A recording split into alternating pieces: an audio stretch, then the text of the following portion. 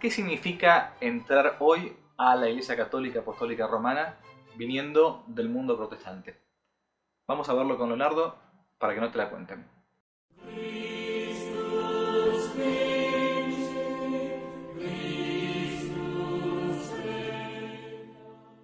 Queridos amigos de Que no te la cuenten, soy el padre Javier Olivera Rabasi y nos encontramos hoy con Leonardo, de quien hace poquito escribimos un pequeño testimonio, un pequeño post, un artículo en nuestro sitio acerca de su regreso a la Iglesia Católica Apostólica Romana.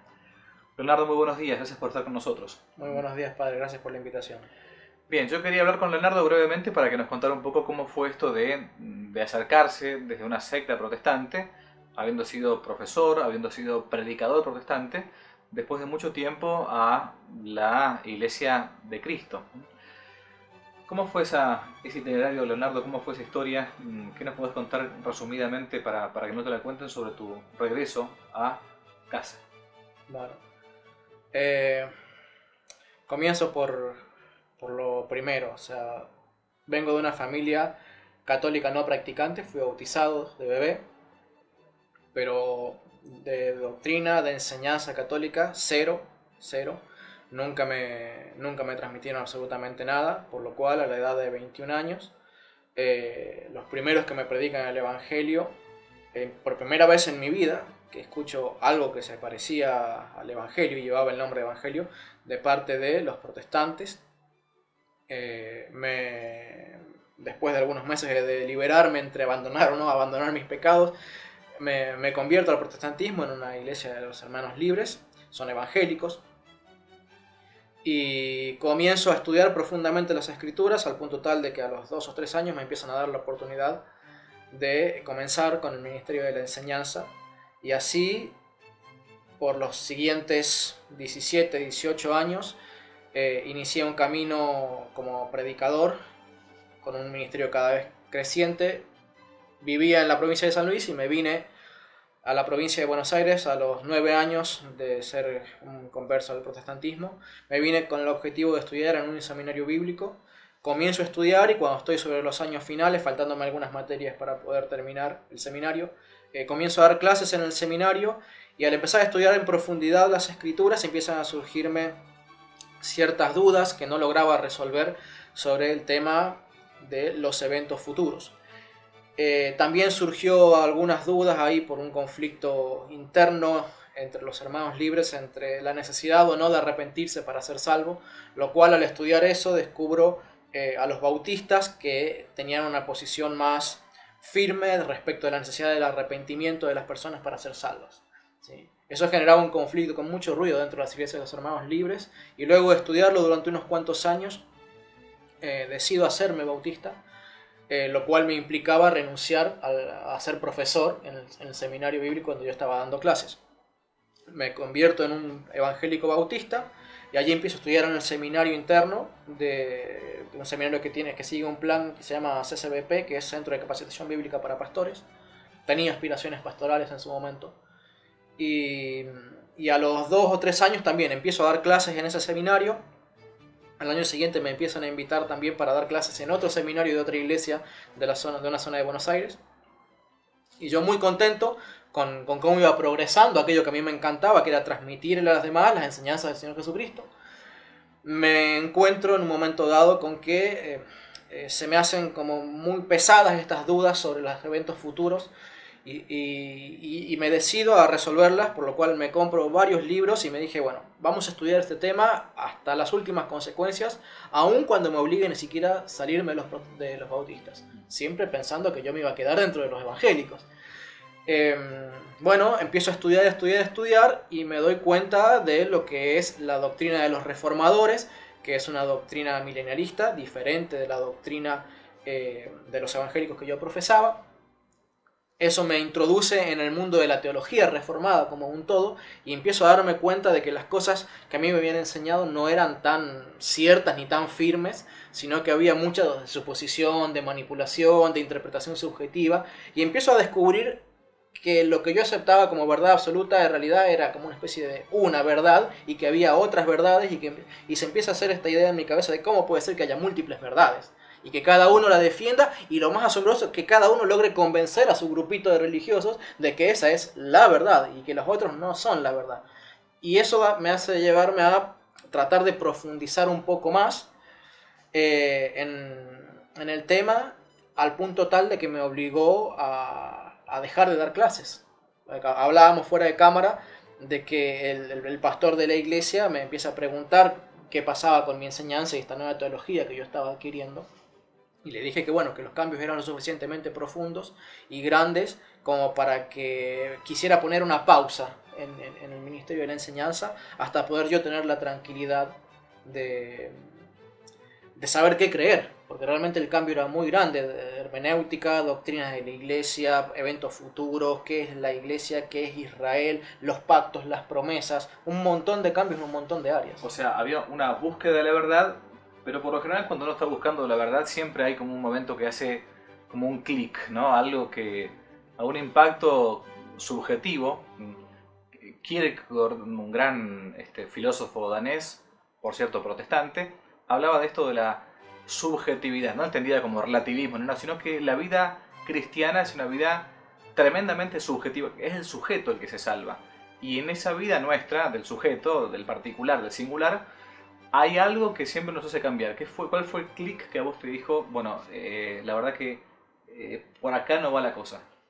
Bueno, en mis estudios hubo una época en la que empecé a escuchar debates entre protestantes evangélicos y protestantes reformados. Particularmente porque mi hija mayor entraba en edad escolar y necesitaba determinar a qué colegio enviarlo, y teníamos un colegio luterano cerca de casa. Y como los luteranos estaban entre las posibilidades como futura iglesia, yo quería salirme de los bautistas y estaba estudiando a los luteranos, estaba estudiando a los presbiterianos, no mucho más de eso, si bien estaba estudiando todas las confesiones, pero me movía entre esas dos. Entonces empiezo a descubrir y a preguntarme, ¿tengo que bautizar o no tengo que bautizar a mi hija? Porque si bien no me van a obligar a creer en el bautismo de los infantes, si yo quisiera poder enseñar entre los luteranos o entre los presbiterianos, voy a tener que aceptar eso como un dogma. ¿Sí? Y encontré que estudiando las confesiones y viendo cómo cada uno defendía bautizar o no a los niños, que los reformados citaban a los padres de la iglesia como defensores ardientes del bautismo de los niños. Yo sabía que los padres de la iglesia, algunos habían bautizado a niños, pero creía que era eso, algunos, una excepción.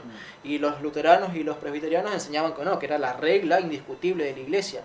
Entonces eso me llamó la atención porque yo había estudiado a los padres de la iglesia bajo libros de historia de la iglesia, historia del pensamiento cristiano, libros bien de la óptica protestante, reformada. Pero esto me hizo darme cuenta como que había otra cara de la moneda de los padres de la iglesia que yo desconocía, algo que los libros que yo había leído no me habían dicho. Empecé a descubrir tristemente que en los libros protestantes hay una parte de lo que enseñaron los padres de la iglesia, y la parte que no te enseñan, que debe ser cerca del 90% de la enseñanza de los padres de la iglesia, es justamente la parte católica que no te quieren contar, porque si vos empezás a estudiar esa parte de la iglesia empezás a dudar de todo lo que te enseñan los protestantes. O sea, enseñaron los padres son estos primeros autores de la iglesia, de los primeros siglos, muchos fueron de estos discípulos de los apóstoles mismos, que fueron transmitiendo lo que se conoce como la tradición de la iglesia. Nosotros tenemos en la iglesia católica dos grandes fuentes de la revelación. Las dos grandes fuentes son las Sagradas Escrituras, ¿no? Y la Sagrada Tradición, con T mayúscula. No son las costumbres, sino aquello que nuestro Señor Jesucristo iba enseñando oralmente y a su vez los discípulos fueron transmitiendo, y murió la tradición con la muerte del último apóstol, que fue San Juan. Los padres de la iglesia son estos autores, los primeros, los discípulos de los apóstoles, llamados padres apostólicos, y después algunos autores más y obispos que fueron defensores de la fe. Se llaman por eso apologetas o apologistas de la fe católica. Entonces los protestantes decís que enseñan a los padres de la iglesia, pero los enseñan parcialmente, como tijereteando los contenidos. Y entonces por medio del bautismo se fue llegando a que también o mejor dicho, por el problema existencial tuyo del bautismo de tus hijos, llegaste a que los padres también bautizaban a los niños. Así fue. Sí. ¿Y cómo continuó después porque seguías predicando una fe protestante? ¿Cómo era esta especie de incoherencia que veías en tu alma de decir, bueno, yo enseño algo, pero creo otra cosa? Bueno, en realidad para ese momento de que yo llegué al dilema del bautismo, ya había cesado en la enseñanza, estaba en una etapa de stand-by, en donde no dedicaba tiempo para estar preparando mensajes y sermones y las clases del Instituto Bíblico, sino todo el tiempo para tratar de estudiar los padres de la iglesia. Empiezo a descubrir, bueno, que no solamente bautizaban de niños, sino que bautizaban para regenerar. O sea, que no es el momento en que vos levantás la mano en el que sos regenerado y salvado y perdonado, sino que es en el momento del bautismo, que el bautismo era para regeneración, que era para perdón pecados, que era para el sello del Espíritu Santo, para morada del Espíritu Santo, un montón de cosas muy ajenas a la teología evangélica, no tanto tal vez a la reformada, pero sí a la evangélica. Empiezo a descubrir la Eucaristía, empiezo a descubrir la autoridad de Roma sobre las otras iglesias, la primacía de Pedro, bueno, un montón de cosas que realmente me empezaron a llamar la atención y empiezo a sentir la necesidad de dejar de lado los libros protestantes para tratar de buscar a los padres de la iglesia temáticamente, es decir, a ver si encontraba algo que me dijera, bueno, ¿qué creían los padres de la iglesia sobre el bautismo? ¿Qué creían los padres de la iglesia sobre, no sé, la venida de Cristo? ¿Qué creían los padres de la iglesia sobre el celibato? O sea, y encontré varios libros mayormente compuestos por ex protestantes o evangélicos que sin hacerse católicos habían llegado a los padres de la iglesia y se habían quedado ahí como una especie de limbo teológico en donde ni se hacían católicos ni se hacían protestantes, pero ellos empezaban a defender en sus libros que no existía sola fide, que existía la creencia en la necesidad de las obras para confirmar la veracidad de una salvación, que decían que no había sola escritura, que era necesaria la tradición apostólica, que hablaban del canon de la iglesia como el canon que incluye los deuterocanónicos, la Biblia católica, digamos, y no la Biblia mutilada que tienen los protestantes. Y yo no terminaba de entender, y decía, ¿cómo puede ser que haya protestantes que se salieron del protestantismo y no se hicieron católicos, pero enseñan las doctrinas católicas? Eso me llevó a entender en algún momento dado de la necesidad de ir a las fuentes primarias. Dejar por completo de leer compilados, pasajes selectos, no, ir a los padres de la iglesia, buscarme en internet las cartas de tal, las cartas de tal, las cartas de tal, y empezar a leerlas. Encontré en un portal online un libro que se llama Padres Apostólicos, de la traducción de Daniel Ruiz Bueno, que contiene todos los escritos o los más reconocidos de los escritos del siglo I y la primera mitad del siglo II. Discípulos directos de los apóstoles en su gran mayoría. Casi todos ellos fueron obispos puestos por los apóstoles, incluso hasta papas tenemos ahí en ese libro, y los que fueron los discípulos de los apóstoles, hasta la segunda generación. Y cuando leo en ese libro me encuentro con que solamente en ese libro el 80% de las doctrinas de la Iglesia Católica estaban enseñadas ahí. Imagínate mi sorpresa, porque los padres de la Iglesia ya me habían mostrado que había algo que no me habían enseñado los protestantes. Imagínate mi sorpresa cuando al leer las fuentes primarias descubro las doctrinas de la Iglesia Católica en ese libro, en el siglo I, cuando yo pensaba que en el siglo tanto se inventó el papado, en el siglo tanto la Eucaristía, en el concilio de tanto inventaron tal cosa, en el concilio de tal otro, y ver esas doctrinas allí en el siglo I para mí fue como degollar al mentiroso que me estaba diciendo en la cabeza los protestantes tienen la verdad, cuando en realidad todos los argumentos que me alejaban del catolicismo eran mentira. O sea que los padres de la iglesia, estos autores principales de los primeros siglos, son los que fueron llevándolo a la verdadera fe, ¿no? Bien, los padres de la iglesia. De hecho, Leonardo tiene ahora un canal de YouTube que está intentando hacer justamente esto, por el fervor del converso, la apologética católica, para también incluso difundir la enseñanza de los padres. ¿Cómo se llama el canal que tenés de YouTube? El canal se llama El Depósito de la Fe y justamente le puse ese nombre porque me di cuenta de que los apóstoles enseñaban que existía un conjunto de verdades que debía ser transmitido sin mancha, sin error, de generación en generación. Y le llamaban, entre otros nombres, el depósito de la fe. En latín se llama el depositum fidei, ¿no? Que es justamente esto, lo que hablamos recién de la tradición con T mayúscula. ¿Y cómo fue tu llegada a la Iglesia Católica? O sea, ¿cómo llegaste acá? ¿Cómo llegamos a conocernos? Llevamos casi un año de relación, de amistad. Bueno, ¿cómo fue tu llegada? ¿Cómo fue tu desembarco, digamos? Bueno, ese libro me terminó de convencer de que en la Iglesia Católica valía la pena investigarla. ¿Sí? Tal vez investigarla desde adentro, todavía no estaba del todo convencido de que fuera como una especie de obligación en ese momento ya hacerme católico. Pero comienzo a visitar a diferentes sacerdotes de la Iglesia Católica los cuales me reciben, me tratan de en lo posible ayudar. Yo tenía un documento de varias páginas de dudas bastante pesadas, y sobre todo muy puntuales sobre el tema de los padres de la iglesia. Y el tema de los padres de la iglesia no era un tema que todos dominaran completamente. Entonces, a veces, si bien me respondían de buena voluntad muchas cosas, yo me quedaba a veces con ganas de una respuesta más concisa, más concreta. Y, por esos días estaba mi mamá aquí en Buenos Aires, y ella le estaba predicando yo, porque ella también es evangélica, ¿sí? Entonces yo le estaba predicando todas estas cosas que yo había descubierto, y como este sacerdote con el que yo normalmente me frecuentaba estaba en un viaje misionero, yo no quería dejar pasar la oportunidad de que estuviera en el mar. Entonces fui a buscar a otro sacerdote, y concertamos una cita con él para ir a escucharlo con mi mamá. Básicamente que fuera una tercera opinión que le dijera a mi mamá, hacete católica. Claro, exactamente. Y qué sorpresa cuando este sacerdote le dijo, no hace falta que te hagas católica, porque fuera de la iglesia católica hay salvación. Y yo dije, no, yo no conozco demasiadas cosas de los padres de la iglesia, pero lo que fue muy claro para mí es que yo me tenía que hacer católico, porque fuera de la iglesia católica no había salvación. Y eso no había tutía, no había medias tintas con eso, o sea, o eras o no eras, ¿sí?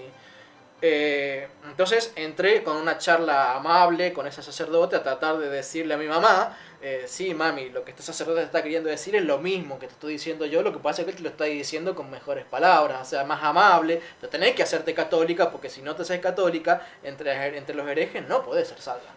Entonces, bueno, terminó la charla, qué sé yo, pero mi mamá salió muy confundida y yo muy lastimado, porque yo había dejado todo por hacerme católico. Yo ya había hablado con mi pastor para abandonar la iglesia. Había tenido amigos que cuando les había contado que me estaba haciendo católico me habían echado de sus casas, me habían maldecido, pero literalmente maldecido. Había perdido todas mis amistades y estaba con mi esposa sola, aunque ella me seguía un poquito dubitativo detrás. Yo ya estaba dubitativo y mi esposa me seguía todavía más dubitativa detrás. Yo estaba muy solo en todo este proceso. Entonces, cuando este sacerdote me dice esto, yo estaba realmente muy angustiado, y mi esposa al verme así me dice, ¿por qué no consultás con alguno de estos apologetas que has estado consultando? Yo llevaba muchos meses, cientos de horas de ver videos de apologetas católicos, cómo ellos explicaban la fe, y me había identificado particularmente con José Plasencia, porque él también había sido bautista, ministro de la palabra, ex pastor, y había tenido un contacto interesante con los padres de la iglesia previo a su regreso a la iglesia. Entonces, decido escribirle, lo conozco, le cuento mi situación. Él, al ver mi angustia, se pone a investigar en internet y encuentra tu blog. Y al encontrar tu blog me pasó la dirección, yo me contacté con vos vía mail y bueno, concertamos una cita que nos permitió conocernos. Y así fue que Leonardo llegó, me acuerdo, era un sábado en la mañana, estuvimos algunas horas conversando, estaba un poco como un perro apaleado. Imagínense que después de que un sacerdote le diga enfrente de su mamá que es lo mismo hacerse católico que hacerse protestante, que hacerse budista, es decir, encontró un cura que estaba un poco también desorientado, que no tenía una buena formación quizás, ¿no? Bueno, y finalmente, gracias a Dios, durante todo el año 2019, Leonardo con mucha humildad, él también con su señora, hizo todo el catecumenado, un catecumenado especial, puntualmente personalizado, y finalmente primero bautizamos a los niños, ¿no? A los dos, y después comenzó, bueno, fue el bautismo de tu señora, porque ella tenía un bautismo que no sabíamos si era realmente válido por una secta protestante, por la fórmula trinitaria. Ustedes saben que para que un bautismo sea válido hace falta que se bautice con la fórmula del Padre, del Hijo y del Espíritu Santo, y haciendo lo que la Iglesia hace siempre que bautiza, o sea, intentando borrar el pecado original, haciendo hijo de Dios, haciendo que un niño, una persona adulta sea heredera del cielo. Bueno, y finalmente se prepararon y terminaron casándose hace poquito, así que casándose por ella católica y recibiendo la Sagrada Comunión. Todo esto fue una gracia muy grande para todos nosotros. Es un testimonio muy hermoso. Bueno, la última pregunta, Leonardo, que yo no puedo dejar de hacerte. Cuando vos estabas ingresando a la Iglesia Católica, estabas llegando y finalmente, bueno, te decidiste decir, bueno, esta es la barca de salvación. Finalmente es este lugar, con todas las fallas humanas que uno haya tenido, pero Dios te fue llevando poco a poco hasta acá. ¿Qué pasó cuando llegaste y te encontraste con que veías a veces divisiones, contradicciones, no solamente entre lo que uno cree y uno hace, como a veces nos puede pasar a todo católico, ¿no? Por ser hijos de Adán somos así, sino que a veces te encontrabas con que lo que sucede ahora en la iglesia, que un obispo dice una cosa, otro obispo dice otra cosa, hay cardenales contra cardenales, algunos dicen que está bien por ejemplo, que no sé, que se acepte el matrimonio de los homosexuales, otros dicen que no, que eso va contra la escritura, contra la tradición, contra el catecismo. ¿No te parecía meterte en una especie de barco que se estaba hundiendo, o sea, sabiendo que la iglesia va a estar hasta el fin de los tiempos, porque está profetizado por nuestro Señor Jesucristo, pero ¿no te parecía meterte en una especie de camisa de 11 varas? Bueno, sin duda que fue difícil, que lo tuve que meditar mucho, pero justamente mi comprensión inicial de la Iglesia Católica vino por los padres de la Iglesia. Y el contacto de los padres de la Iglesia era el mismo o peor, porque sumado a los problemas de comunicación, a las herejías que constantemente surgían y que por lo general eh, quedaban bien formadas y constituidas antes que alguien se enterara, digamos, y pudiera ir a sofocar el incendio que se estaba armando. Entonces, la iglesia cristiana de los primeros siglos vivió rodeada de sacerdotes confundidos. Sacerdotes confundidos y un pueblo confundible, fácilmente confundible. Y sumado a eso estaba el tema de las persecuciones. O sea, yo me di cuenta que el contexto en el que se formó la iglesia católica y en el que Cristo la sostuvo fue un contexto todavía más difícil actualmente. No sé si teológicamente más difícil, pero sí desde el punto de vista de lo que veían los cristianos y cómo tenían ellos que fortalecer su fe en Cristo para decir, bueno, yo estoy en la verdad, esta es la verdad, y aunque se me caiga el de al lado y el de la derecha y el de la izquierda, yo tengo que seguir a Cristo. Entonces, fue justamente este concepto de entender que había un depósito de la fe que estaba prometido que se iba a preservar. No que todos lo iban a tener, sino que se iba a preservar, que dentro de la iglesia iba a haber quienes lo preservaran. Fue lo que me hizo justamente decir, bueno, vamos a buscar quienes lo tienen. Vamos a ver quiénes son los que dentro de la iglesia más fielmente se ajustan a esa enseñanza apostólica, la que yo encontré en el siglo I, II, III, en los primeros doctores de la iglesia. Y bueno, nada, me aferré a ese concepto, me aferré también mucho a una experiencia vivida personalmente cuando era protestante, de algo que terminó siendo un cisma en la congregación en donde yo iba, en los Hermanos Libres, donde yo era uno de los que estaba siendo afectados porque había gente que codiciaba, por así decirlo, el ministerio que yo tenía y me calumniaban mucho. Entonces, toda esa angustia yo la volqué en una canción en donde una de las estrofas decía algo como Cristo en la barca está, miremosle actuar, haciendo referencia a Cristo durmiendo en el cabezal de la barca, mientras que los apóstoles desesperados porque la barca parecía hundirse. ¿Por qué? Porque Cristo sabía lo que iba a hacer, pero los apóstoles no. Y el reproche de Cristo fue hombres de poca fe. ¿Sí? Entonces yo me aferré a eso que me había ocurrido hace ya 17, 18 años atrás y lo transporté, digamos, a esto. Digo, bueno, Cristo sabe lo que va a hacer con su iglesia, sabe de qué manera la va a sostener. Me identifiqué mucho de alguna manera con lo que vi en San Atanasio y el periodo del conflicto con el arrianismo, donde él prácticamente era el único y el 90-95% de los obispos eran arrianos. ¿Sí? No creían en la divinidad de Cristo y sin embargo yo sabía que Arriano tenía la verdad porque había leído en los padres apostólicos que Cristo era Dios. O sea, siglo I, los discípulos de los apóstoles, Cristo era Dios. Y me había dado cuenta de que por un momento dado en la historia de la iglesia parecía que estaba en el fondo del mar. ¿Sí? Que solo unos pocos salvavidas estaban sosteniéndola desde que no se hundiera completamente. Y dije, bueno, tal vez la iglesia católica está pasando por algo similar hoy. Entonces voy a seguir a San Atanasio, voy a seguir su ejemplo. No me voy a hacer como hicieron otros que sí decidieron abjurar de la iglesia católica y por causa de sus pecados o por causa de sus obispos, que esto, que no me gusta, esto, que no me gusta, esto otro, y se fueron de la iglesia haciendo un cisma. Y que hay varios ejemplos en los padres de la iglesia. Me aferré más bien al ejemplo persistente y tenaz de San Atanasio. Soy al depósito de la fe y aunque me destierren, aunque me expulsen, aunque mis amigos me echen de su casa, aunque tenga que venir solo a la iglesia católica, me aferro al depósito de la fe. Y por eso el canal se llama El Depósito de la Fe, porque fue justamente el conocimiento de esa verdad la que me sostuvo y que a los empujones me dice, tenés que hacerte católico, porque acá está el depósito de la fe. Es interesante cómo la historia de la iglesia misma es, como decía ese gran filósofo que fue Cicerón, es maestra de la vida. O sea, uno siempre intenta machacar y machacar en que no te das cuenta en que la historia no es solamente una sucesión de hechos pasados con fechas, con años y con personajes. No. La historia sirve justamente para esto. Para en primer lugar conocer la vida de una persona, que es la iglesia, ¿no? Una persona espiritual, si queremos, mística, ¿no? El cuerpo místico de Cristo. Pero por otro lado, para darnos esperanzas, porque realmente si no, uno muchas veces piensa que está todo perdido y resulta que en la historia de la iglesia tiene muchas cosas todavía para para enseñarnos. Bueno, los padres de la iglesia, estos grandes autores de los primeros siglos, ayudaron a Leonardo a acercarse a la fe, como lo ayudaron también al cardenal Newman o a Scott Hahn o a muchos otros que estaban en el mundo protestante y finalmente se acercaron y llegaron a la única iglesia verdadera, que es la Iglesia Católica Apostólica Romana. Es bueno que este testimonio también lo vea hermanos cristianos que están separados, que pertenecen a otras, digamos, entre comillas, denominaciones cristianas, pero que quizás no conocen totalmente el verdadero depósito de la fe, o se lo han contado de modo parcial, es decir, se la han contado. Así que bueno, agradezco a Leonardo su tiempo, su entrevista.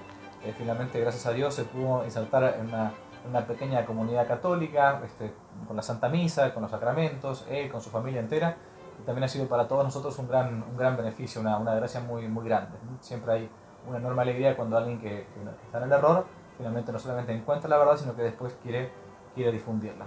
Así que bueno, Dios los bendiga mucho, Dios bendiga a la familia de Leonardo, que no te la cuente.